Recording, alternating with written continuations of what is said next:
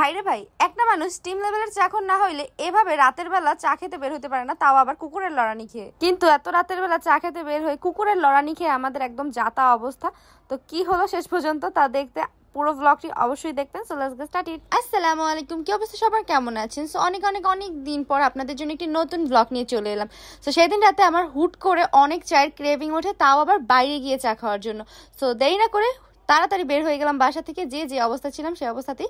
আর আজকে আম্মুকে সাথে করে নিয়েই বের হয়েছি। সো আমরা হাঁটতে হাঁটতে বাসা থেকে নেমে মেইন রাস্তায় চলে এলাম। এখন আমরা একটু গাড়ির জন্য ওয়েট করছিলাম, বাট কোনো গাড়ি এই রাতের বেলা খালি পাচ্ছিলাম না। গাড়ি খালি পাবো কি, গাড়ি তো ছিলই না এই রাতের বেলা কোনো। বাট এই ভিউটা জাস্ট ওয়াও ছিল, যে উপরে আকাশের চাঁদ আর এই যে নিচে আমার চাঁদ। কেউ কিন্তু মাশাআল্লাহ বলতে ভুলবেন না। আর এই যে শুরু হয়ে যায় কুকুরের তাড়না, মানে আজকে কোনোভাবে কুকুর আমাদের পিছ ছাড়তেই ছিল না। ওদিকে দাঁড়িয়ে থাকতে থাকতে আমরা কোনো গাড়ি না পেয়ে আল্লাহর নাম নিয়ে হাঁটা শুরু করি, যে হাঁটতে হাঁটতে দেখি আজকে চলে যাবো চা খাইতে। ও চা খেতে কই যাই সেটা তো আর বলা হয়নি।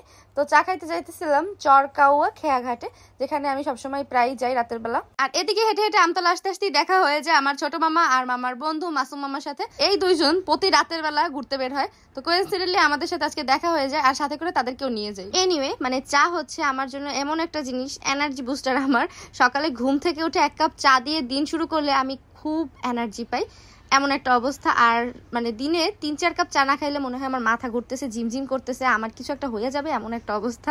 মানে চা আমার ইমোশন। সো এরপর অনেকক্ষণ হাঁটাহাঁটি করার পর একটা অটো পেয়ে যায়, আর অটোতে করে এখন আমরা খেয়াঘাটের দিকে চলে যাই। তো খেয়াঘাটে এসে আমরা চার অর্ডার করে দিই। আর এদিকে আম্মু একটি প্ল্যান করছিল, মানে আম্মু যেখানে আসে সেখানে এক্সট্রা কিছু দিবে না বা আমাদের জন্য এক্সট্রা কিছু করবে না, তা কি কখনো হয়? তো আম্মু এদিকে এসে দেখে যে নদীর পাশে এত সুন্দর বাতাস বইছিল আর খুব সুন্দর একটা ওয়েদার ছিল। সো আম্মু ভাবলো আমরা কেননা চা নিয়ে ট্রলারে করে নদীর মাঝখানে গিয়ে চা খাই, মানে আমাদের একটু ট্রলার ভ্রমণ করানোর ব্যবস্থা করছিল আম্মু আর কি। আম্মু অলওয়েজ এরকমের, আমরা কিছু করতে গেলে বা ঘুরতে গেলে আম্মু অলওয়েজ এক্সট্রা কিছু অ্যারেঞ্জমেন্ট করবি, যাতে আমরা হ্যাপি হই বা সারপ্রাইজড হই।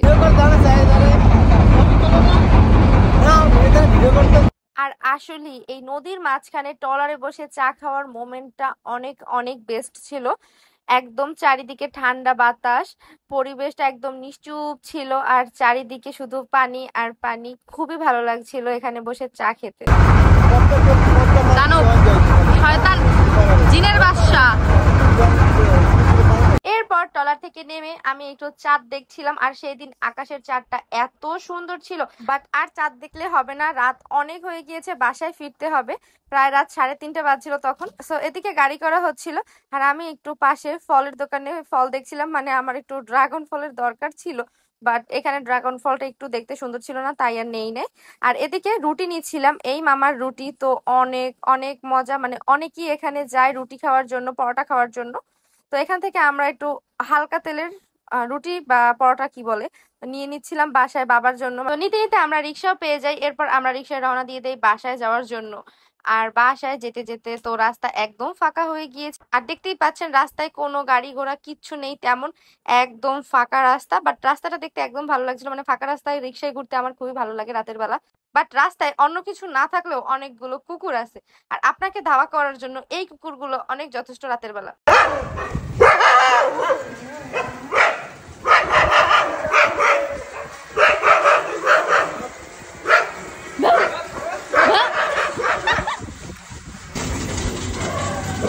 সো এক ঝাঁক কুকুরের লড়ানি খেয়ে বাসায় ফিরে এলাম, মানে সুস্থ সবলভাবে সাকসেসফুলি আসতে পারছি আর কি, মানে কোনো বিপদ আপদ হয় নাই।